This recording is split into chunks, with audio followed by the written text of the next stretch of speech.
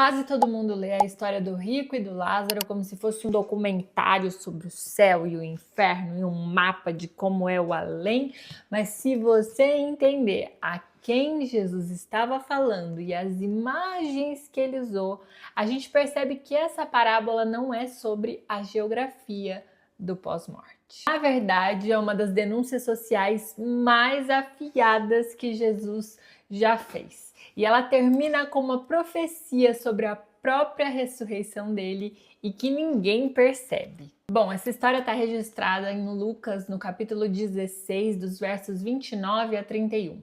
Um homem rico que vive no luxo e um mendigo chamado Lázaro que fica lá no portão dele, coberto de feridas e faminto. Os dois morrem, Lázaro vai para o seio de Abraão e o rico vai para o tormento. O rico implora por uma gota de água e Abraão nega. O rico pede para mandarem alguém avisar os seus irmãos e fim, acabou a parábola. A leitura mais comum trata cada detalhe como se fosse uma informação literal sobre o além, sobre o pós-morte. Tem conversa entre céu e inferno, tem sede física, tem chama, e as pessoas constroem uma teologia inteira do pós-morte em cima destes detalhes. Mas tem um probleminha. Jesus está usando imagens que faziam parte do imaginário judaico da época. Imagens que os ouvintes reconheciam na hora para construir uma história com um propósito muito bem específico. E aqui vale um parêntese honesto. Tem gente que lê essa história como um relato literal de algo que aconteceu de verdade, principalmente porque Lázaro tem um nome próprio, que é único nas parábolas. É uma leitura legítima, sim, e eu respeito, mas o contexto e o gênero apontam para uma parábola. E ela vem numa sequência de parábolas, no meio de um confronto com os fariseus, e ele usa a mesma estrutura de todas as outras. De qualquer forma, o que eu vou te mostrar aqui funciona em qualquer uma das leituras. O propósito da história não é te ensinar a geografia do pós-morte, é outra coisa. Para entender, a gente precisa saber para quem Jesus estava contando isso. Volta alguns versículos aqui comigo. Lucas 16, 14. O texto diz claramente: os fariseus eram avarentos. Ouviam todas essas coisas e zombavam de Jesus. Avarentos, amantes do dinheiro. Jesus tinha acabado de contar a parábola do administrador infiel e de dizer a frase: não podem servir a Deus e ao dinheiro, a Deus e a Mamon. E os fariseus que amavam o dinheiro começaram a rir dele. E essa história do rico e do Lázaro é exatamente a resposta de Jesus a essa zombaria. Ele não está dando uma aula neutra sobre o pós-morte, ele está confrontando líderes religiosos que usavam a riqueza como um sinal de bênção divina e a pobreza como um sinal de maldição. Porque a realidade era essa era a teologia dominante. Se você é rico, Deus te abençoou. Você é justo. E se você é pobre e doente como Lázaro, você fez por merecer. Deus te rejeitou. E aí o rico da história provavelmente se via como um abençoado por Deus. E Lázaro, aos olhos deles, era maldito. E a história inteira existe para virar essa lógica de cabeça para baixo. Bem, o seio de Abraão. Pra gente isso soa um tanto místico ou estranho, mas para os ouvintes de Jesus as imagens por trás disso eram um tanto familiares. No período entre os testamentos, o Antigo e o Novo, o pensamento judaico tinha desenvolvido imagens sobre o que acontecia depois da morte. Alguns textos, como o livro de 1 Enoque, descrevem o lugar dos mortos dividido em regiões, uma de conforto para os justos e outra de espera e tormento para os ímpios. Não era uma doutrina totalmente fechada, era um imaginário, informação, mas isso circulava na cabeça das pessoas da época. E justamente essa imagem de estar no seio de Abraão, ela se apoia numa prática de mesa que todos eles ali conheciam. No banquete antigo, as pessoas não sentavam, elas se reclinavam apoiadas no braço esquerdo. E quem ficava ao lado do anfitrião apoiava a cabeça na altura do peito dele. E essa era a posição do convidado de honra.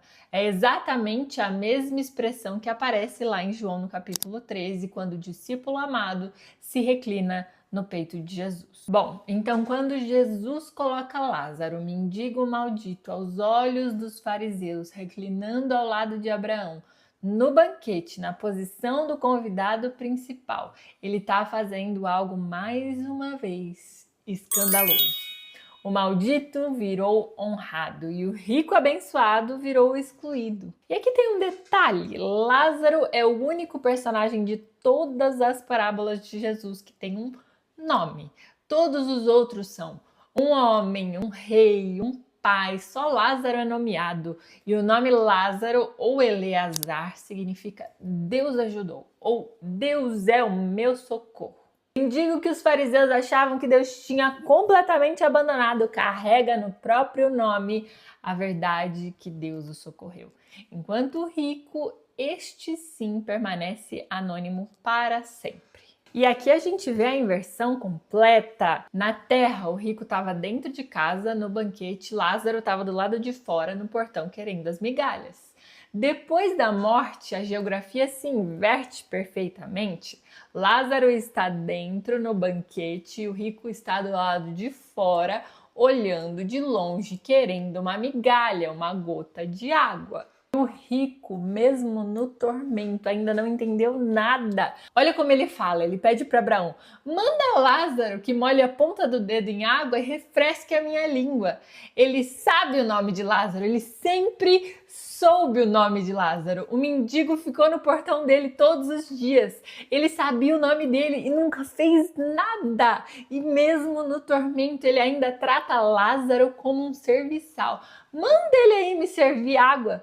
Manda ele avisar os meus irmãos. Ele ainda vê Lázaro como alguém abaixo dele que existe para servir. Bom, o pecado do rico não foi ter dinheiro, foi atravessar por cima de Lázaro todos os dias, saber o nome dele e nunca o enxergar como gente. A condenação dele não é sobre dinheiro, é sobre indiferença, é sobre ter tudo e não repartir uma migalha com quem estava caído no próprio portão. Agora a gente chega na parte mais ignorada e que é justamente o ponto da história.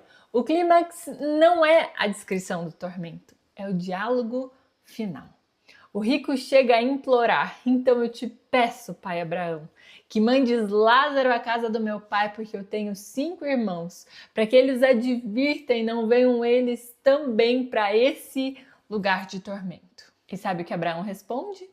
Eles têm Moisés e os profetas.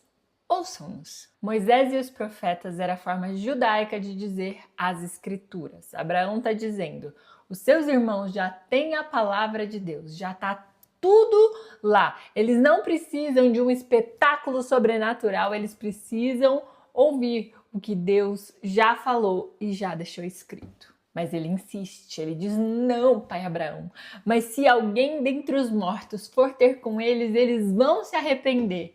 Ele acha que precisa de um milagre, de um fantasma, de uma aparição dramática para convencer. E aí vem a frase, que é o coração de tudo. Abraão responde: se não ouvem a Moisés e aos profetas, você acha mesmo que eles serão convencidos, ainda que ressuscite alguém dentre os mortos? Então você entende o peso disso? Jesus está contando essa história e ele sabe que ele vai ressuscitar.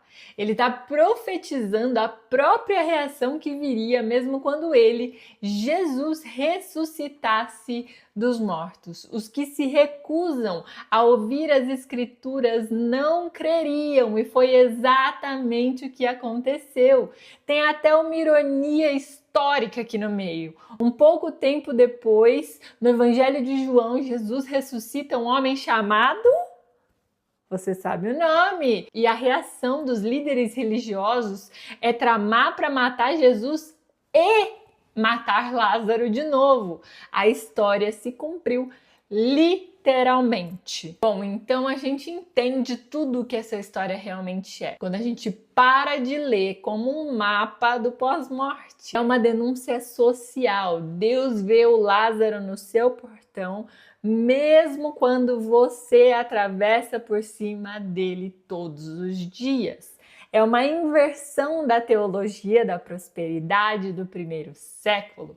Riqueza não é prova de bênção. Pobreza não é prova de maldição. A conta se acerta e às vezes ela se inverte completamente. É um alerta sobre a suficiência das Escrituras. Se a gente não se render ao que Deus já revelou na palavra, não existe nenhum outro espetáculo sobrenatural que vá nos convencer. O problema nunca foi falta de evidência, mas sim a dureza do nosso coração. E é, no fundo, uma história sobre o próprio Jesus, porque a grande questão que ela levanta é: e se alguém ressuscitar dos mortos? E a resposta é que alguém ressuscitou. A pergunta que sobra pra gente não é como é o pós-morte. Na verdade, a pergunta é: você tem ouvido Moisés, os profetas e aquele que ressuscitou?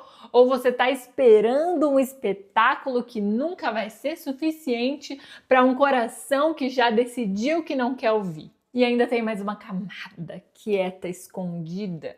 Repara que o rico não vai para o tormento por ter feito algo monstruoso. Ele não é descrito como um assassino, como um ladrão, como violento. E o que o condena, na verdade, é o que ele não fez. Ele simplesmente não viu, não se importou, passou pela dor no próprio portão e seguiu para o banquete. E essa talvez seja a advertência mais desconfortável dessa história. Dá pra gente se perder não pelo mal que a gente faz, mas pelo bem que a gente atravessa todos os dias sem enxergar. Quem é o Lázaro no teu portão que você já se acostumou a não ver? E esse é mais um episódio da série O que é que eles ouviam, onde eu abro as parábolas de Jesus com o contexto do primeiro século. Então salve esse vídeo e manda para alguém que precisa reler essa história e me segue, porque no próximo a gente vai falar sobre o fariseu e o publicano. E quem era o publicano de verdade vai te chocar.